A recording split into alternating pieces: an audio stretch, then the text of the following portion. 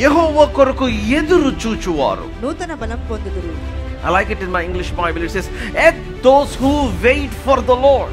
Waiting అంటే wait చేయటం కాదు. ఆ వెయిట్ అన్న మాటకి అర్థం ఏంటంటే హీబ్రూలో people who hope for the Lord. యెహోవా కొరకు నిరీక్షించువారు. నిరీక్షణ అంటే అర్థం ఏంటంటే కనపడనది నా జీవితంలో తప్పనిసరిగా కనపడతది అని నమ్మటం.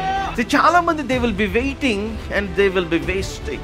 So this is not that kind of waiting. ఇది అటువంటి వెయిటింగ్ కాదు. యెహోవా కొరకు ఎదురు చూచు అంటే నాకు ఎవరు సహాయం చేసినా చేయకపోయినా, కొండలు తొలగిపోయినా, మెట్టలు తత్తరిల్లినా, a confident expectation.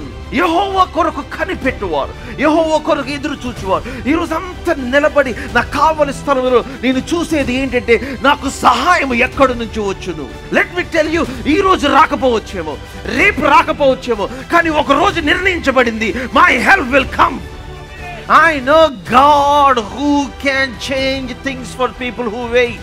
యెహోవా కొరకు కనిపెట్టుకొని ఎదురు చూచే వారి కొరకు దేవుడు ఆయన సమస్తమును ఆయన మార్చే దేవుడు నేను ఎరిగి ఉన్నాను. యెహోవా కొరకు ఎదురు చూచువారు. So while you are waiting, while you are hoping in God, దేవుని మీద మనం ఎదురు చూస్తూ ఉన్నప్పుడు, లేకపోతే మనం ఎక్స్పెక్ట్ చేస్తూ ఉన్నప్పుడు దేవుని దగ్గర నుంచి, హి విల్ రిసీవ్ స్ట్రెంగ్త్.